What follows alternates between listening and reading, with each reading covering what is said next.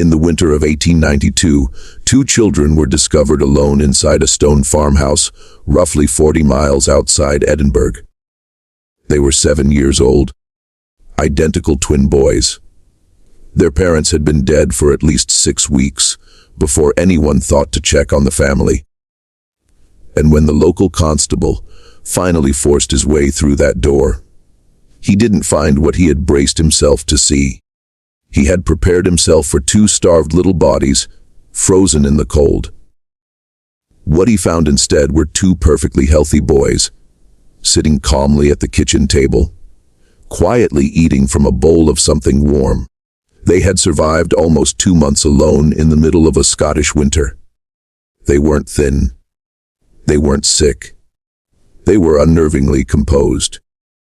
They looked up at him as he entered, and one of them said, with perfect politeness, "You are late." The boys were taken to Craig Lockhart Hospital for Sick Children in Edinburgh, placed in a private ward for observation. The doctors could find nothing physically wrong with them.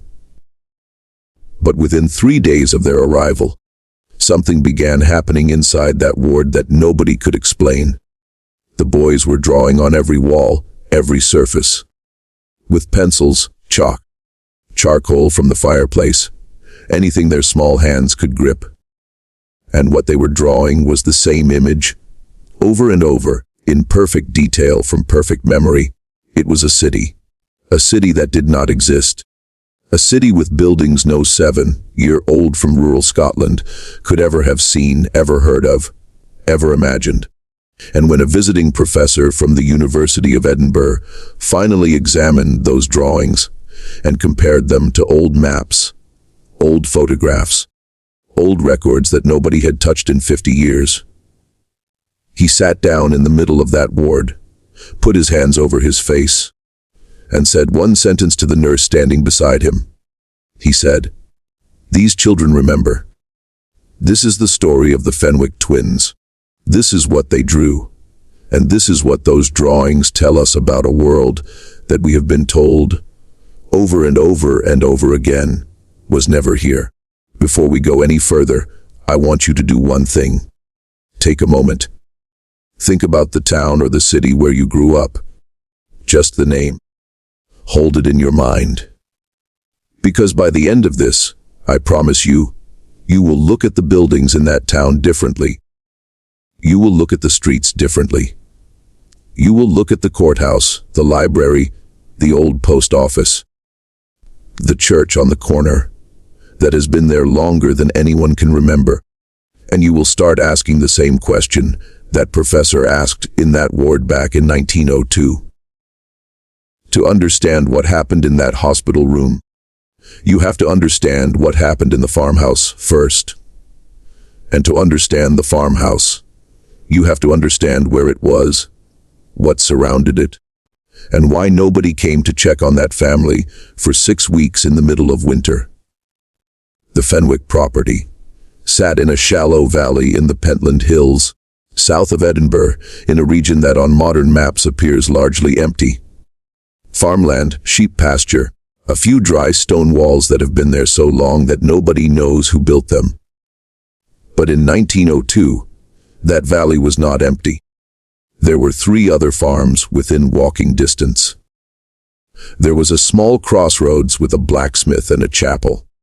There was a road that ran east toward the coast and west toward Lanark. It wasn't a busy place, but it wasn't forgotten either. People passed through. People stopped for water. People noticed each other. The father, Alexander Fenwick, was a wool merchant, not a farmer. He owned the property but didn't work the land himself. He was in his mid-40s, and by every account left in the parish records, he was a quiet, deliberate, careful man. His wife Margaret was younger, in her early 30s, originally from the north, somewhere in the Cairngorms. She was known in the parish for 2 things: singing in the chapel choir on Sundays, and keeping to herself the rest of the week. The twins were born in the summer of 1895. Their names were Thomas and Edward, and from the moment they could talk, the parish records note something deeply unusual about them. They finished each other's sentences. Not in the ordinary way twins sometimes do, but in the middle of the word. One boy would begin a sentence and stop mid-syllable, and the other would pick up from that exact syllable and complete the thought, as if it had been his own from the beginning. The chapel minister, Reverend Callum McBride, wrote about this in a private letter to a colleague in 1899. He said, "The Fenwick children do not speak to each other. They speak as one voice split in two. It is deeply unsettling to sit near them at supper."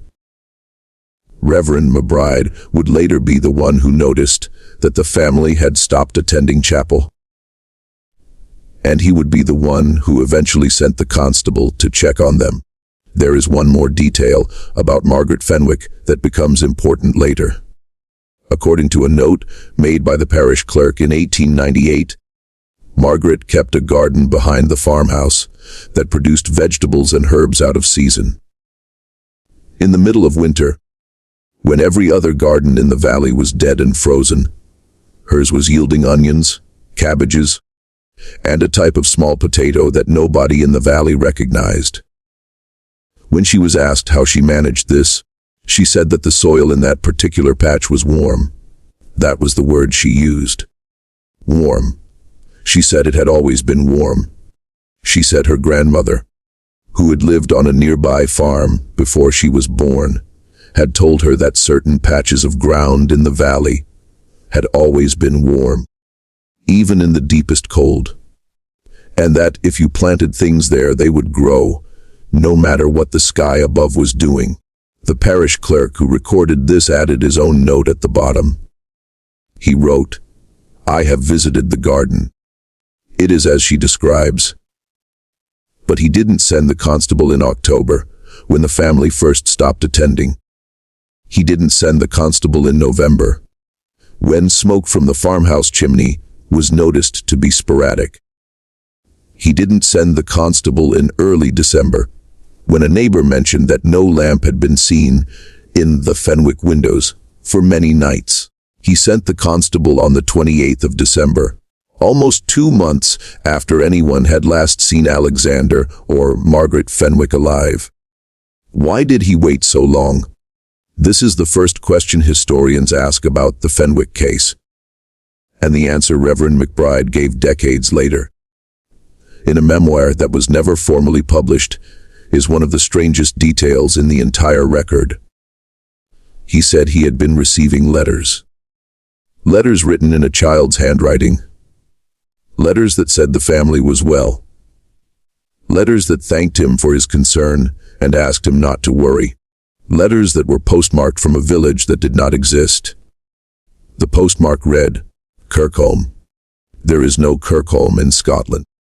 There has never been a Kirkholm in Scotland.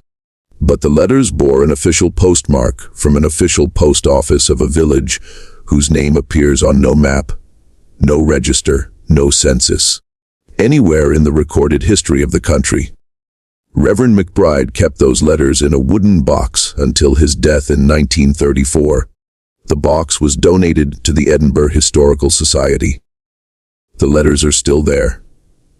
You can see them if you know how to ask. The handwriting on every one of them is identical, and every single one ends with the same 2 words, "Come slowly." The constable's name was James Docherty. He was a young man, 26 years old, and he had been the parish constable for less than a year. He had never dealt with a death in a family. He had never dealt with a missing person. When Reverend McBride finally asked him to go up to the Fenwick farm on the morning of the 28th of December, Docherty took a horse, a lantern, and one other thing. He took his older brother.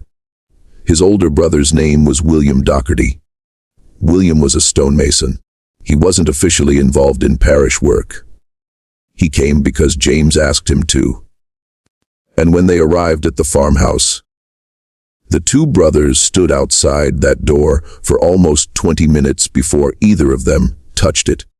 James wrote about this later in the official parish report in language that is unusually direct for a police document of that period. He wrote, "The house was quiet in a manner that was not natural. There were no birds. There were no rats. The chimney was cold, but the door was warm. The door was warm. In the middle of a Scottish winter, in a house that had been closed and unheated for weeks, the front door was warm to the touch." The two brothers stood there staring at each other, and after a long time, William Doherty picked up a stone from the wall and knocked 3 times on the wooden door. The door was opened from the inside. It was opened by one of the twins. He was clean. He was well fed. He was wearing a nightshirt that appeared to be freshly laundered. He looked up at the 2 men and said, "You are late." And then he stepped aside and let them in. Inside the farmhouse, the fire in the kitchen was burning. There was fresh bread on the table. There was a pot of stew, still warm, on the iron stove. There were 2 clean bowls set out for the boys, and a 3rd bowl set out for a guest. As if the boys had known that someone was coming, but nowhere in the house, in any room, on any floor, in the cellar, in the attic, in the outbuildings, was there any sign of Alexander or Margaret Fenwick. No body, no note, no personal item that seemed to have been left behind in a hurry. Their clothes were folded neatly in their bedroom drawers. Their shoes were arranged by the door.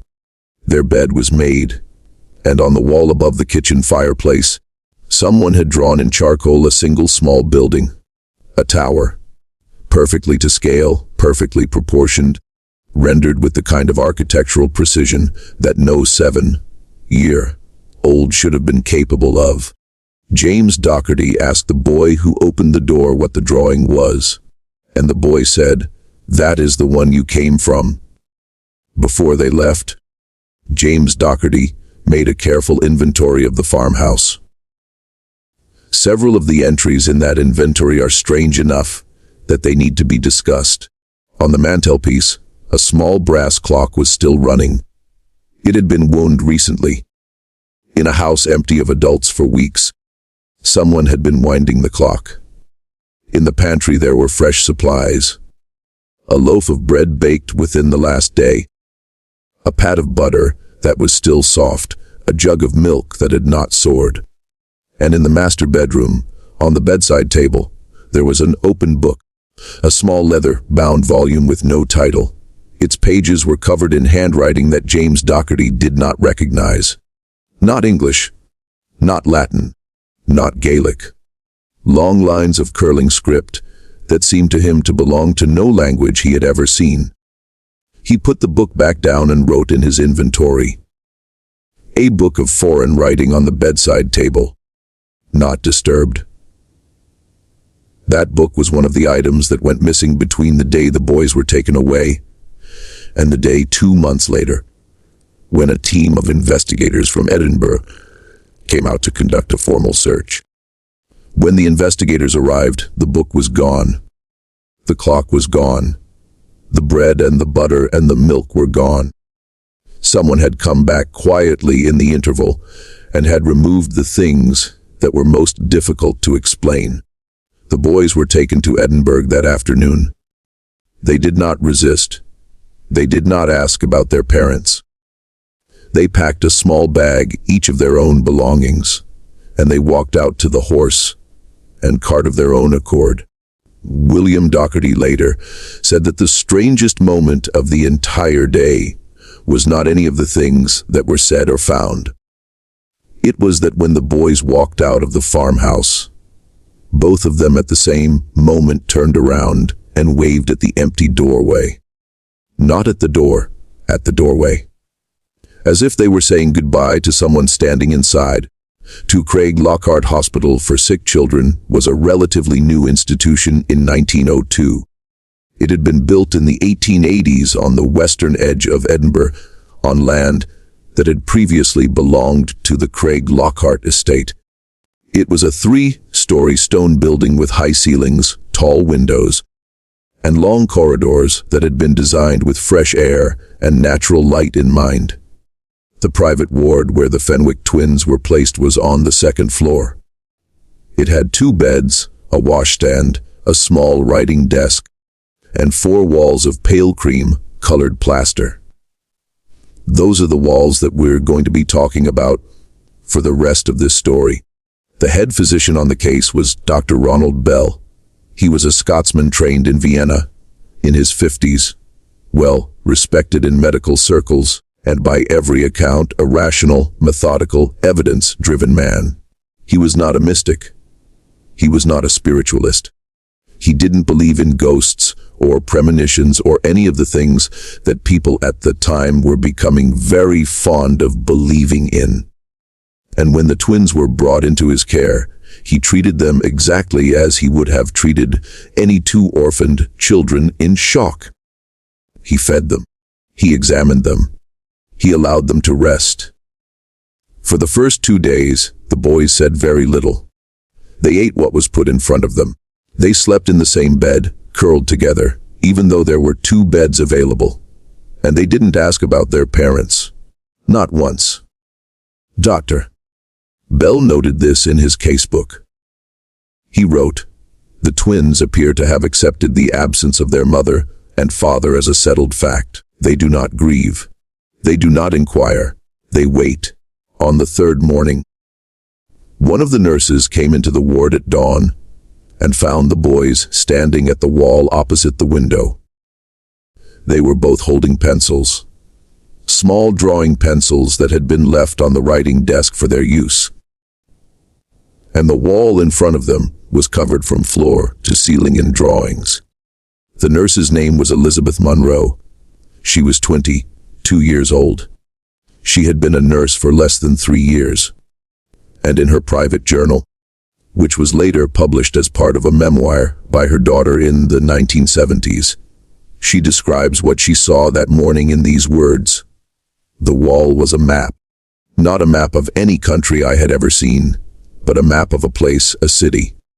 And it was drawn in such fine detail, with such delicate lines, and so much of it, that I could not understand how the 2 boys had produced it in a single night. There were streets. There were buildings. There were rivers. There were bridges.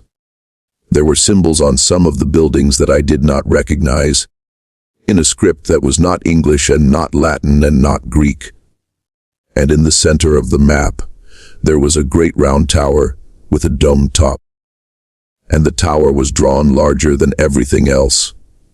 And it was drawn from 3 different angles, as if the boys wanted to make absolutely certain that whoever looked at the wall would understand what the tower looked like from every side."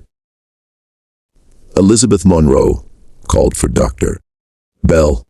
Dr. Bell arrived within the hour, and when he stood in front of that wall, he did something that his medical training had never prepared him to do. He asked the boys to explain the drawing, and Thomas Fenwick, or possibly Edward, because nobody could ever tell them apart, looked up at Dr. Bell and said, in a perfectly ordinary voice, "This is home. We are drawing it so we do not forget it." Dr. Bell asked where home was, and the boys said, "It was here. It is still here. It is under. You have to go slowly." Dr. Bell wrote in his casebook that afternoon that he didn't know what to make of that answer. He noted that the boys, in every other respect, behaved like ordinary, healthy children. They ate normally. They slept normally. They responded to normal questions with normal answers. They knew their names, their ages, the name of their parents and their parish, the year, and the name of the current king. It was only on the specific subject of the drawings that they became strange. And even then, they didn't seem to think they were being strange. They spoke about the city on the wall the way a normal child might speak about a house they had lived in the year before. Casually, familiarly, with the assumption that everyone in the room understood what they were describing. Over the next several days, other members of the hospital staff came to look at the wall. A junior physician named Dr. Ainsley, 2 more nurses, the hospital's head matron, a formidable woman named Mrs. Iona Blackwood, who had been running the ward system at Craig Lockhart for more than 20 years. Mrs. Blackwood, according to Nurse Monroe's journal, stood in front of the north wall for a long time without speaking. And then she said, and Nurse Monroe recorded this exactly, "I have seen this before." Nurse Monroe asked what she meant. Mrs. Blackwood said that when she had been a young girl growing up in a village in the Highlands, her grandfather had shown her a piece of embroidery that had been in their family for many generations. The embroidery, she said, showed a city with a great round tower at its center. Her grandfather had told her that the embroidery had been made by his great-grandmother from a description that had been passed down through the women of their family. He told her that the city in the embroidery was a real place, and that it had been in Scotland, and that it had been lost. Mrs. Blackwood said she had not thought about that embroidery in 50 years. She said she had assumed it was a family legend, the kind of thing that old people told children to make the world seem more interesting than it was. She said she was going to write to her sister and ask if the embroidery still existed. The embroidery, according to the follow-up letter Mrs. Blackwood wrote to Dr. Bell 3 weeks later, did still exist. It was in the possession of her sister, who lived in Inverness. Mrs. Blackwood arranged for a photograph to be taken of it and sent to Craig Lockhart. The photograph arrived in the second week of February 1903. Dr. Bell taped the photograph into the back of his casebook. It is still there. The photograph shows an embroidered scene worked in dark thread on pale linen. A walled city with a great round tower rising from its center. The tower is round. The tower has a dome top. The tower has a spiraling pattern of windows ascending from base to peak. And around the crown of the tower, just beneath the dome, there is a ring of larger openings like a circle of arches. It is the same tower, unmistakably the same tower, embroidered by a woman in the Highlands of Scotland at least 150 years before the Fenwick twins were born. From a description passed down through the women of a family who had never left the Highlands, in a valley that was more than 200 miles from the valley where the Fenwick farmhouse stood. Mrs. Blackwood's sister still owns the embroidery. It has never been publicly displayed. It has never been photographed for any publication. The only surviving image of it is the photograph taped into the back of Dr. Bell's casebook. In the medical archive of the University of Edinburgh, where it sits uncatalogued on a shelf that most researchers pass without noticing. Over the next 11 days, the boys drew on every available surface of that ward. All 4 walls, the ceiling, standing on the beds to reach it, the writing desk, the floor, the inside of the wardrobe doors, the pages of any book that was left in the room. The staff tried to stop them. At first, they confiscated the pencils. But the boys simply used charcoal from the fire grate. They confiscated the charcoal. The boys used soot mixed with water. They confiscated everything. The boys drew with their fingernails, scratching the plaster. And the drawings were always the same city, always from different angles, always with new details filled in. It was as if the 2 of them were working from a single memory, a single shared memory, and they were downloading it room by room, street by street, building by building, onto every surface they could reach before that memory faded. Dr. Bell did what any responsible physician of the era would have done. He called in specialists. He called in a professor of psychology from the University of Edinburgh. He called in a linguist to look at the symbols. He called in an art historian to look at the architecture.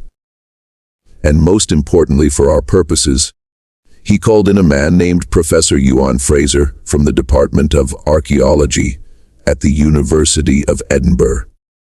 Professor Fraser was an expert on the ancient buildings of Scotland.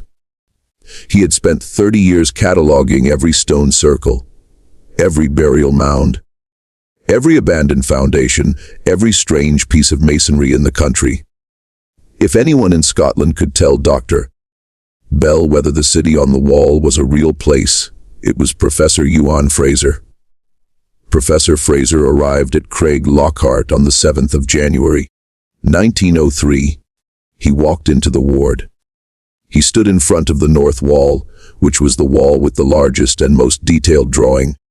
He stood there for several minutes without saying anything, and then he sat down on the floor of the ward. Not on a chair. On the floor. He sat down cross-legged like a child, in his suit and his overcoat, and he covered his face with his hands. And this is the moment that Nurse Monroe recorded word for word in her journal.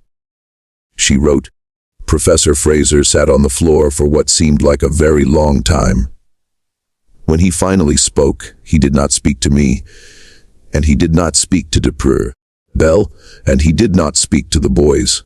He spoke to himself. He said, 'These children remember. They remember what is under.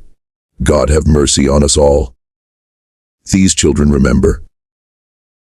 What Professor Fraser had recognized on that wall, according to notes he made in his own private research diary, was the layout of a city that appears on exactly one document in the archives of the University of Edinburgh.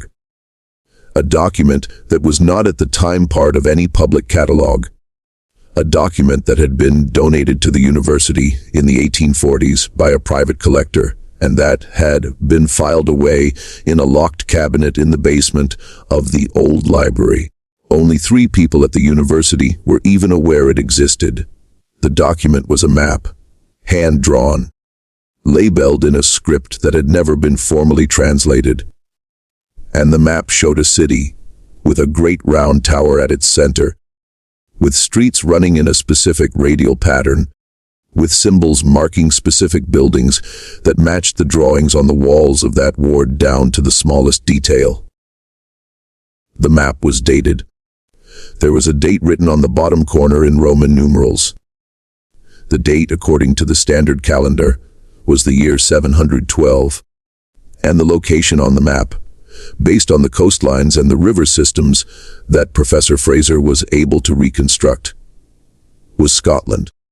Scotland as it had existed, or as someone had believed it existed, more than 1,000 years before the Fenwick twins were born, and it was showing a city, a substantial city, with a population that Professor Fraser estimated in the tens of thousands, in a location where, according to every history book and every archaeological record, there had never been anything but hills and heather. The symbols on the walls of the ward became, over the next several weeks, the single greatest obsession of Professor Ewan Fraser's life. He photographed them. He copied them into notebooks. He compared them to every ancient alphabet he could find. And he found, or thought he found, correspondences with 3 different scripts that were, according to conventional history, entirely unrelated to each other and entirely unrelated to Scotland. The first script was a form of early Ogham, the tree alphabet used in ancient Ireland and parts of western Scotland. But the symbols on the walls were not quite Ogham. They had extra strokes. They had additional loops. They were, in Professor Fraser's words, Ogham as it might have been before it was Ogham. Ogham at an earlier stage of its development, which was strange, because the symbols on the walls were, according to their date, at least 300 years old, and Ogham itself was not thought to have existed in that form at that time. The second script was a form of runic writing that resembled certain characters found on stones in northern Norway and in Iceland. But again, the symbols on the walls were not quite runic. They were, Professor Fraser wrote, runic in the same way that a childhood photograph is the same person as an adult. Recognizable, related, but earlier. And the third script was the one that Professor Fraser could not identify at all. It was a set of geometric symbols, circles, triangles, spirals, combinations of these arranged in what appeared to be a phonetic pattern. But for a language that Professor Fraser did not know, he filled entire notebooks with attempts to decode them. He never succeeded, and in his final notes on the subject, written in 1927, 24 years after the Fenwick case, Professor Fraser wrote a single sentence that has become famous among the small circle of researchers who know about this story. He wrote, "The third script is not a language. It is a set of instructions." Instructions for what? Professor Fraser never explained. He died in 1929 of what the death certificate calls natural causes, in his home in Edinburgh's New Town. His research papers were donated to the university archive. Most of them are still there. But the notebooks that specifically deal with the third script, the geometric symbols, the instructions, are, according to the current archivist, missing. They were catalogued in 1930.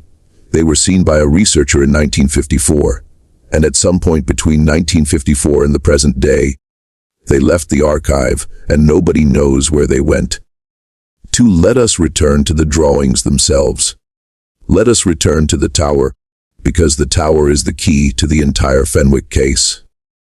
The tower is what appears on every wall, on every ceiling, on every scrap of paper the boys touched. The tower is what the map in the university archive shows at the center of the city. The tower is what the boy drew in charcoal, above the kitchen fireplace in the farmhouse, and it is what he told James Docherty was the one you came from. The tower in the drawings is a specific shape. It is round. It is tall. Professor Fraser estimated, based on the proportions in the drawings, and comparing them to the scale of the surrounding buildings, that the tower would have been between 60 and 80 meters tall. It has a domed top. It has windows arranged in a spiraling pattern that ascends from the base to the peak. And at the very top, just below the dome, there is a ring of larger openings like a crown of arches that appear in every single drawing without exception. Now, here is the part that I need you to understand very carefully. The tower in the drawings is not a tower that has ever existed in Scotland. There is no ruin like it. There is no foundation like it. There is no record in any archaeological survey of the country, from the earliest surveys of the 18th century to the most recent laser scanning surveys of the 21st, of any structure matching this description. If it ever existed, it does not exist now. There is not a stone of it left, except, in the year 1998, a farmer in the Pentland Hills, in the same shallow valley where the Fenwick farmhouse once stood, was ploughing a new field. It was a field that had been used as sheep pasture for as long as anyone in the parish could remember. And his plough struck stone. It struck stone in a place where, according to every geological map, there was no stone. He got off the tractor. He dug around the spot with his hands, and what he uncovered was not a random boulder. It was a curved surface.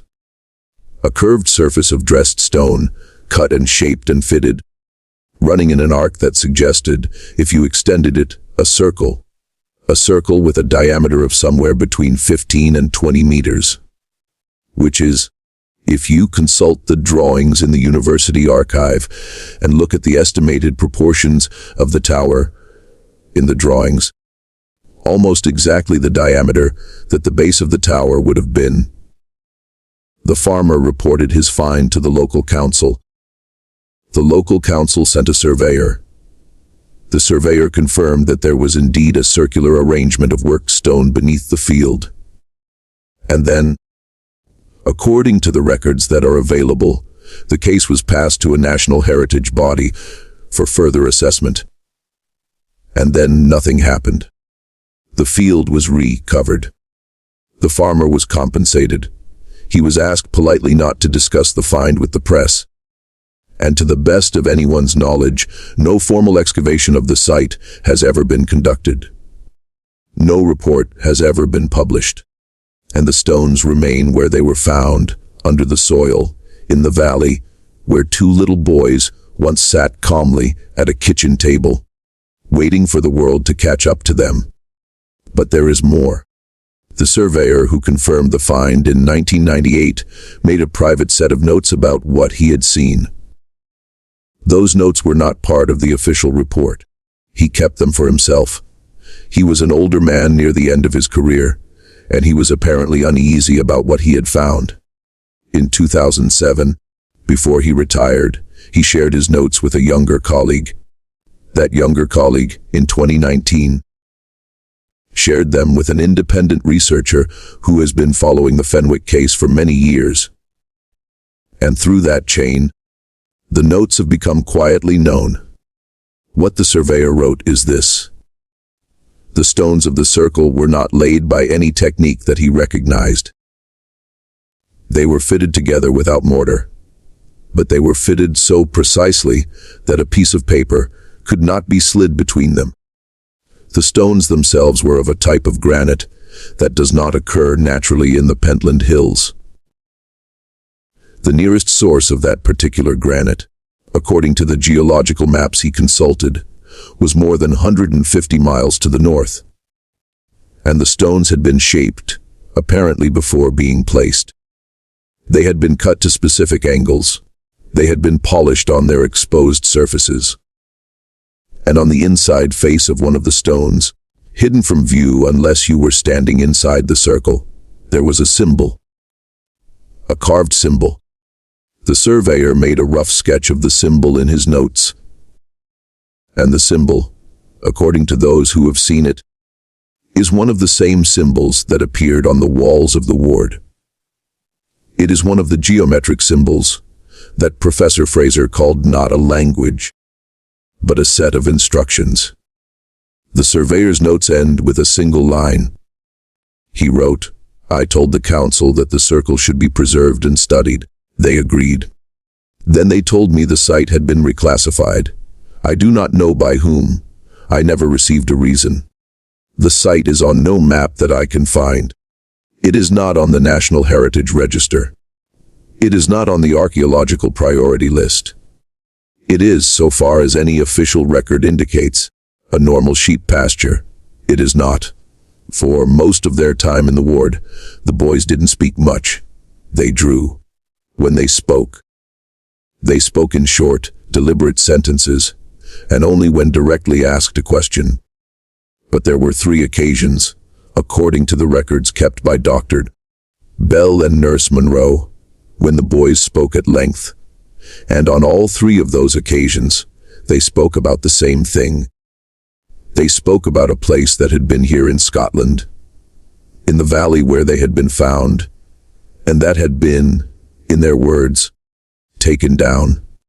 The first occasion was on the morning of the 7th of January, the same day that Professor Fraser arrived. Before Fraser arrived, one of the boys woke up early, sat up in bed, and said to Nurse Monroe, who was on the night shift, "The city is still under. It is not gone. It is only quiet." Nurse Monroe asked him what he meant. He said, "The stones are still there. The stones remember. When you walk on the ground, you are walking on the roofs." The second occasion was on the 10th of January, 3 days after Professor Fraser's first visit. Dr. Bell had asked both boys together to describe how the city had come to be under the ground. And the boys, speaking in that strange alternating way of theirs, where one would begin a sentence and the other would finish it, described what they called the coming down. They said that a great cloud had come over the city. Not a cloud of weather, but a cloud of something else. And that the cloud had been heavy, and everything the cloud touched had been buried in a substance that they described as being like mud, but not mud. Like earth, but not earth. Like something that had fallen from the sky and hardened into ground. They said that the cloud had come suddenly, and that the people of the city had not had time to leave. Most of them were still under, And if you dug in the right places, you would find them still sitting in their houses, still standing at their windows, still holding whatever they had been holding when the sky came down. Dr. Bell asked when this had happened, and the boys in unison said, before this world was named. The third occasion was on the 14th of January. It was the last time the boys spoke about the city at length. And it was the strangest conversation of the three, because on this occasion, the boys were not describing history. They were, as far as Dr. Bell and Nurse Monroe understood them, describing something that was still happening, or that was going to happen, or that had always been happening. They said that the city was not gone, and the tower was not gone, and the people were not gone.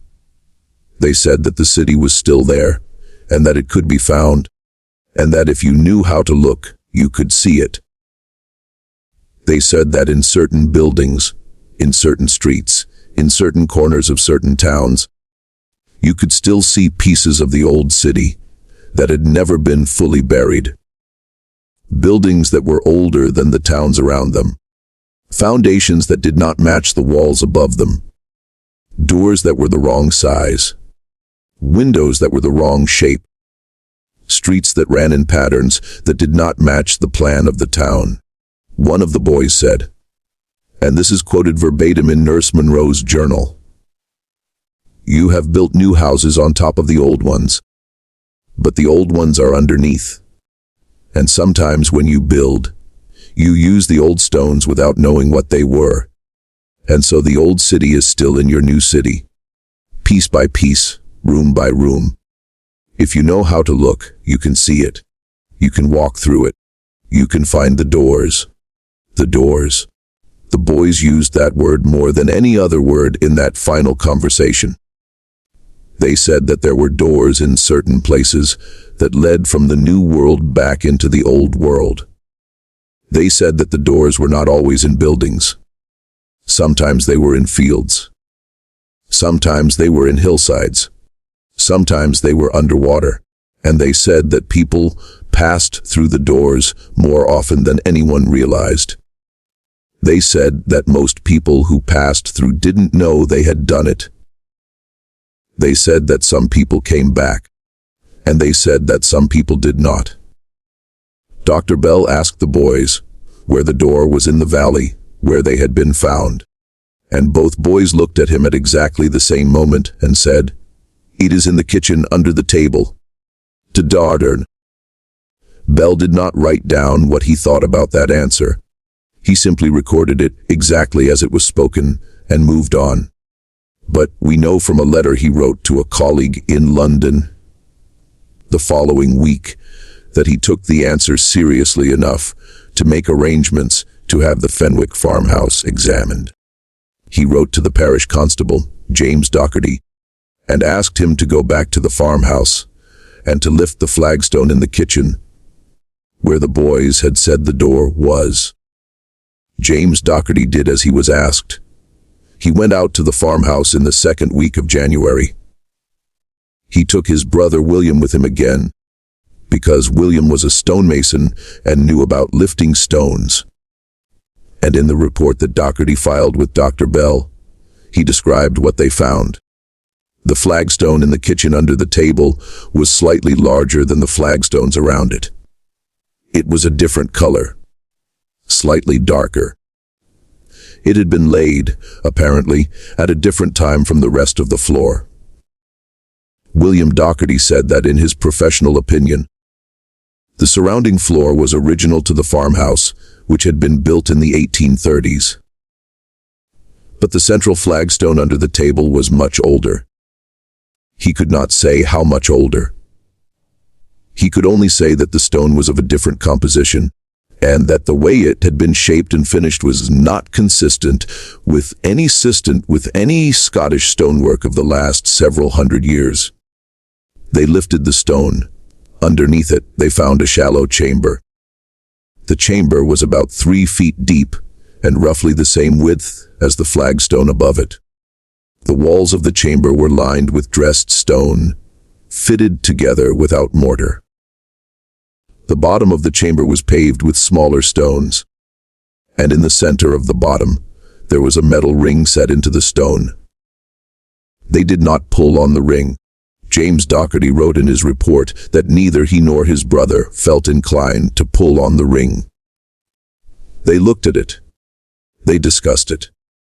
And then they put the flagstone back, in place exactly as it had been. And they left the farmhouse, and they walked out to the horse and cart in silence. And they rode back to the parish, and they did not speak of the ring to anyone else for a very long time. Dr. Bell received the report. He filed it in his casebook. He never followed up on it. And the flagstone, so far as anyone can determine, was never lifted again. The farmhouse was demolished in the 1930s. And the flagstones were, according to the demolition record, carted away for use in local road repairs. Which specific flagstone went where, no one recorded. The metal ring, the chamber, the door under the kitchen table, is somewhere in the valley now, buried under 30 centimeters of gravel and asphalt on a country road that runs past the field where the farmer struck stone. 2 on the morning of the 16th of January, 1903, the Fenwick twins were gone. The ward door was locked from the outside, as it had been every night. The window was closed and latched from the inside.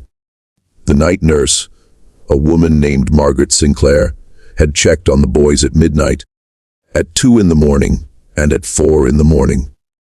On each of those checks, the boys had been sleeping in the bed they shared, curled together, breathing quietly. At 6 in the morning, Nurse Sinclair went to wake them for breakfast. The bed was empty. The room was empty. The window was still latched. The door was still locked.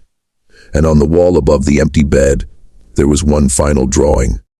It had not been there the night before. Nurse Sinclair swore this. She swore it to Dr. Bell. She swore it to the police. She swore it in the official inquiry that followed. The wall above the bed had been blank at 4 in the morning when she had last looked at it. At 6 in the morning, it was covered. What was on the wall was a single enormous image. It was the tower, but it was not the tower as the boys had drawn it before. This tower was not standing. This tower was rising. It was drawn as if it were coming up out of the ground, with soil and stone falling away from its sides. And around the base of the tower, drawn in a ring, were tiny figures. Human figures, hundreds of them. All of them facing outward, all of them with their hands raised.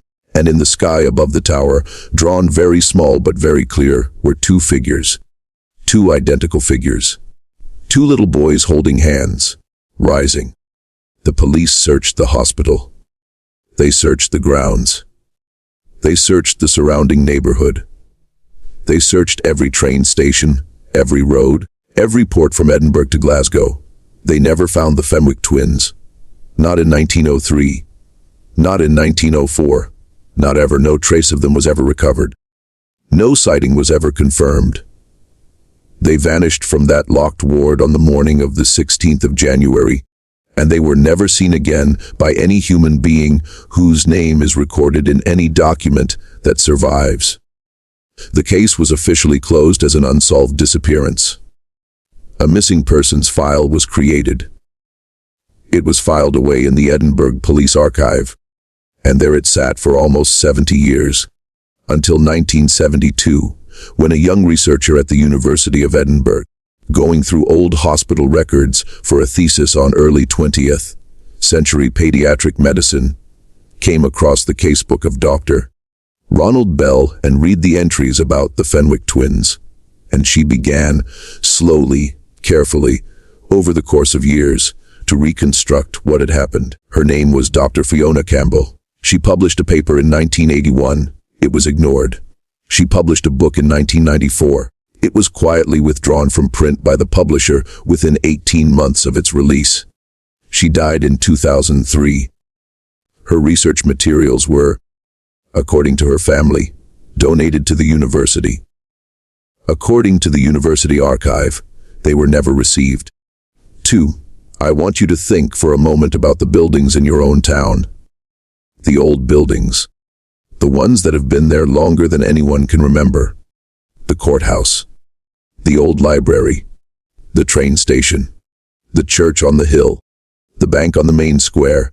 The buildings that are always described by the historical societies and the tourism boards as having been built in the late 1800s or the early 1900s by some named architect at some specific cost, using some specific materials.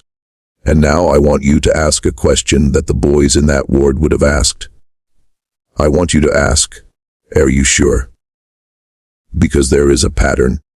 Once you start to look for it, in the historical records of towns and cities all across Scotland, and all across the British Isles, and all across Europe, and all across North America, and all across the world.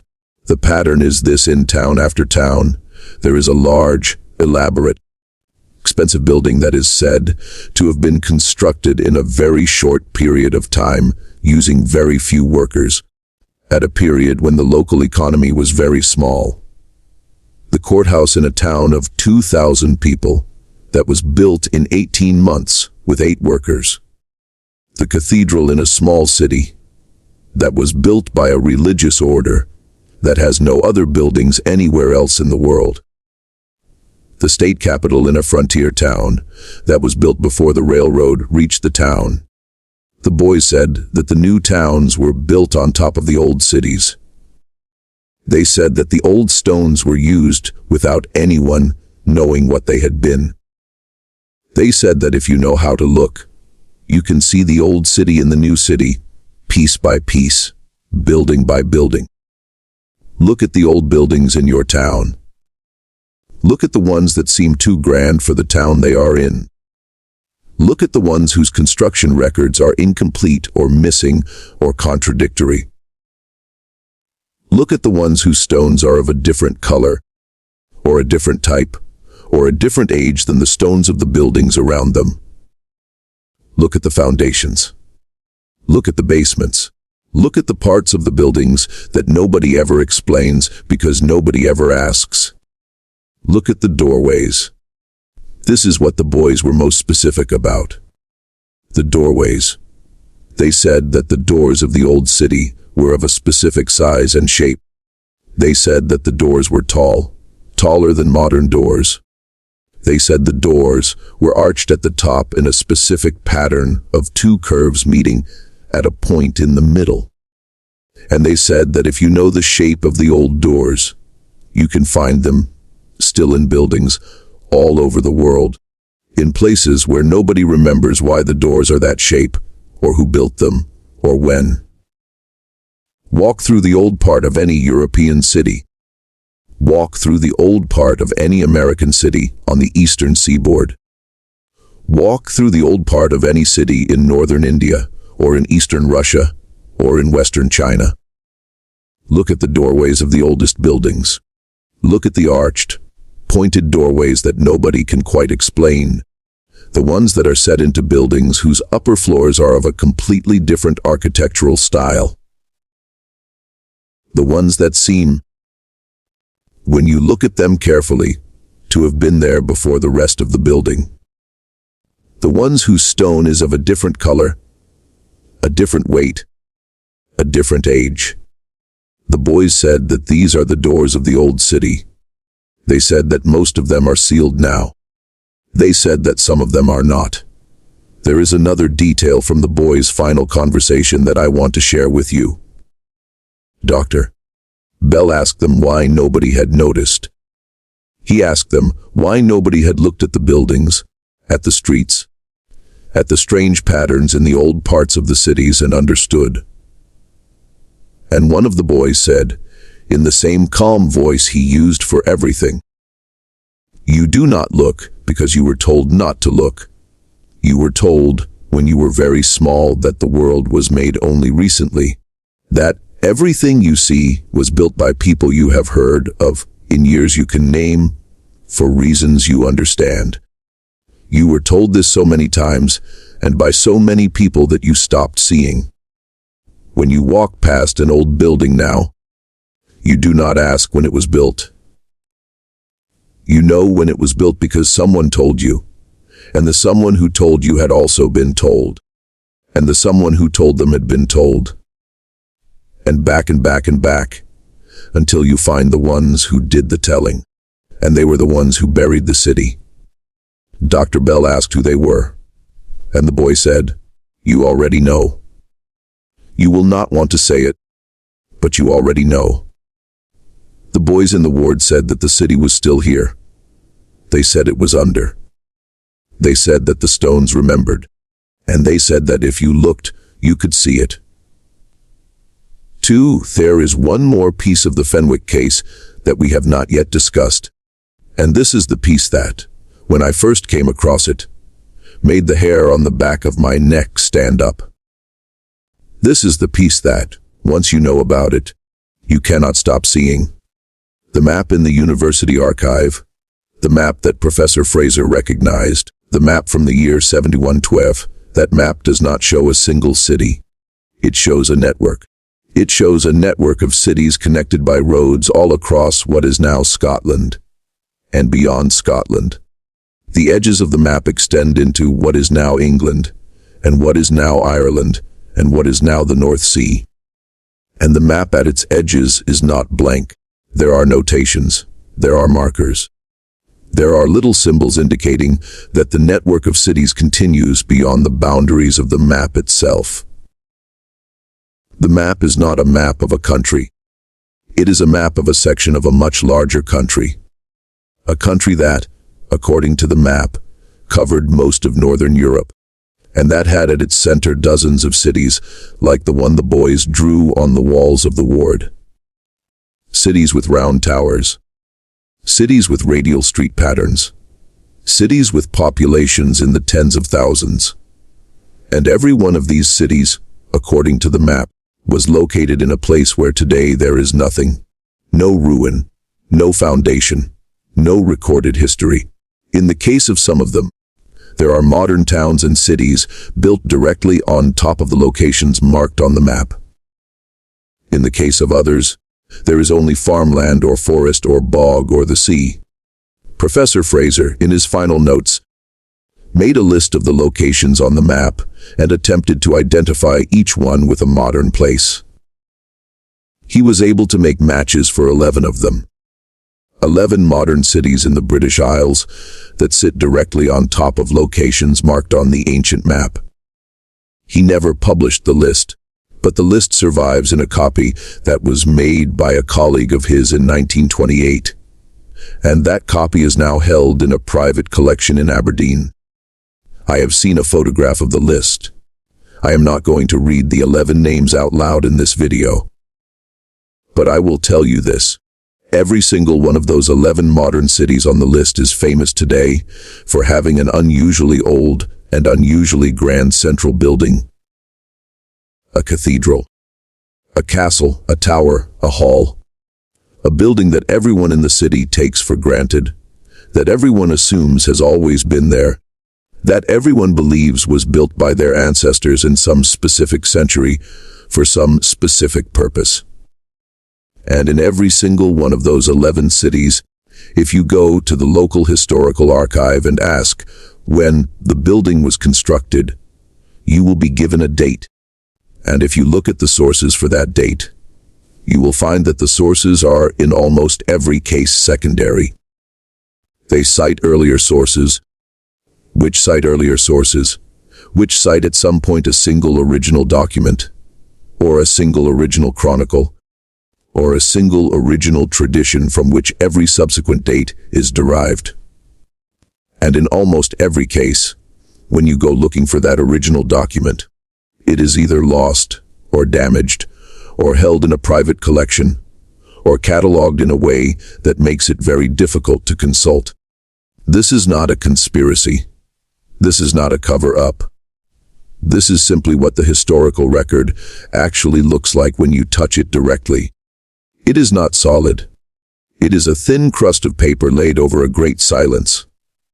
And the boys in the ward, at the beginning of the 20th century, in a private hospital room in Edinburgh, said, "You have built new houses on top of the old ones, but the old ones are underneath.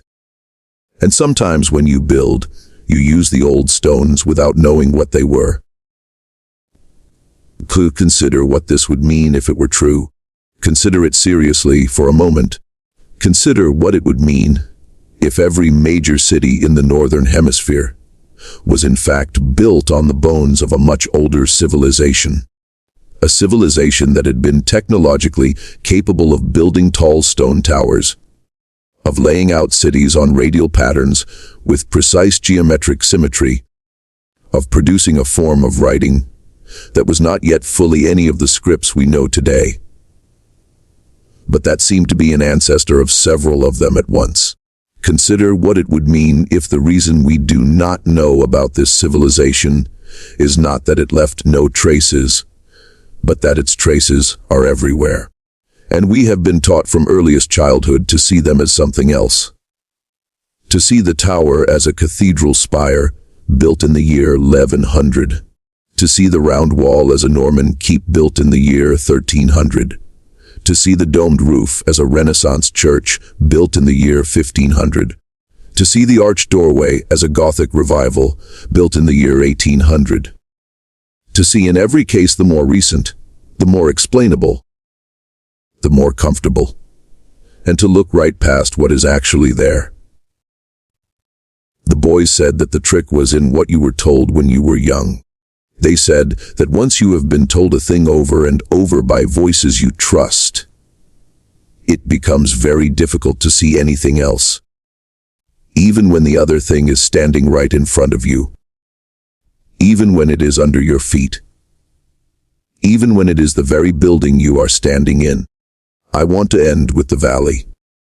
I want to end where this story began, in the shallow valley in the Pentland Hills, in the place where the Fenwick farmhouse stood, in the place where two boys were found, sitting calmly at a table, waiting for the world to catch up to them.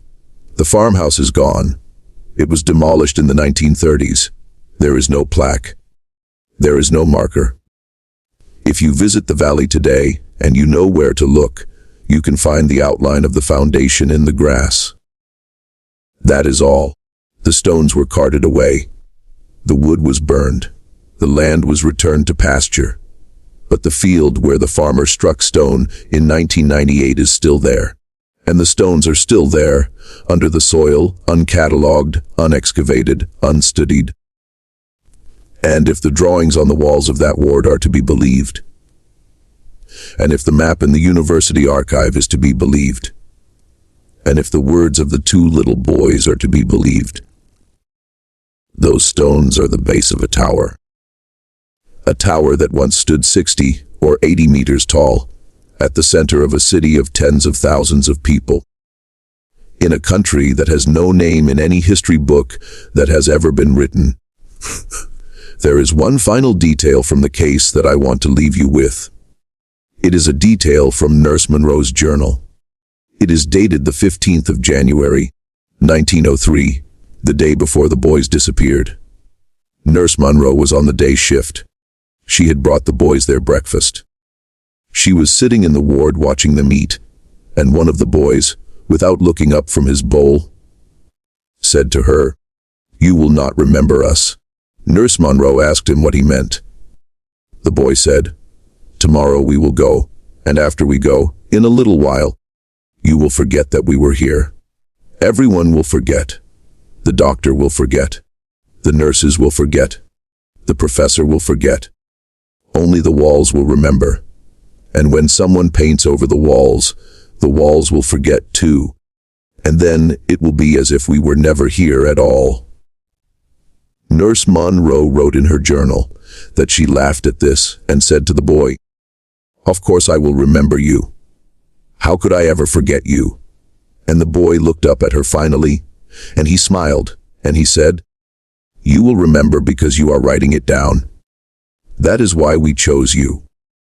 The walls of that ward were painted over in 1908. The building was renovated in 1954. The renovation removed the plaster entirely and replaced it with modern materials. There is no trace anywhere in the current building of anything the Fenwick twins drew. But Nurse Monroe's journal is still there. And Dr. Bell's casebook is still there. And Professor Fraser's notes, most of them, are still there. And the map, locked in a cabinet in the basement of the university library, is still there. And the stones under the field in the valley in the Pentland Hills are still there. The boys said that the city was still here. They said it was only quiet. They said the stones remembered. If you go looking, you will find that they were telling the truth. There is one last thing I want to say about the valley. In the summer of 2011, a small team of independent researchers, working without any official sponsorship and without any government permission, spent 3 days in the valley with ground-penetrating radar equipment. They did not publish their findings in any formal journal. They shared them privately in a document that has circulated quietly among a small community of people who take the Fenwick case seriously. And what they found, according to that document, is that the circular arrangement of stone that the farmer struck in 1998 is not, by itself, the whole story. Beneath that circle, extending downward for many meters and outward for many meters in every direction, there are additional structures, chambers, passages, what appear to be, based on the radar returns, walls and corridors. A structure, not a small structure, a large one, extending, according to the survey, at least 60 meters below the surface of the valley, and at least 100 meters in horizontal extent from the center of the circle. There is something under that field. There is something large under that field. And it has been there, undisturbed, unreported, unstudied, for as long as anyone in the modern world has been aware of it. Which, as far as any records I have been able to find will tell us, is not very long at all. The boys knew, in 1902 in a locked ward in Edinburgh, 2 7-year-old boys who had appeared out of a farmhouse in the middle of a Scottish winter, who had lived alone for 6 weeks and been perfectly well, who spoke in a shared voice and finished each other's sentences in the middle of words, knew what was under that field, and they drew it, over and over and over, until there was no surface left to draw on, and then they vanished. We do not know where they went. We do not know if they went alive. We do not know if they went at all, or if they simply stopped being in the ward in the way that a light stops being in a room when it is switched off. But we know that they were here, and we know what they said. And we know that most of what they said, in the years since, has turned out to be true. The Fenwick case is one of dozens. There are similar cases from similar wards in similar hospitals from similar years, in Ireland, in Wales, in Norway, in Russia, in the American Midwest, in northern India, in western China. Children who appeared out of nowhere, who drew the same city on the walls, who spoke of the same buried world, who vanished before anyone could explain them. I have been collecting these cases for a long time, and every single one of them points in the same direction. There is a next video coming that walks through 3 of these other cases in detail. The one from Cork in 1889, the one from Novgorod in 1911, and the one from Kansas in 1934. If you want to see how the pattern repeats, if you want to see how the same drawings appear on different walls, in different countries, in different centuries, that video's on screen right now. Click it, watch it, and then come back here and tell me in the comments what you think is really going on. You will not be able to unsee it now. Once you have looked at your own town with the eyes the boys gave us, you cannot go back to seeing it the way you did before. You will walk past the old courthouse. You will look up at the tower on the church. You will stop in front of the strange arched doorway on the side of the town hall. that nobody has ever been able to explain. And you will think of two little boys sitting at a kitchen table in a Scottish valley, calmly waiting for the constable to arrive. The stones remember, the walls remember, and now so do you.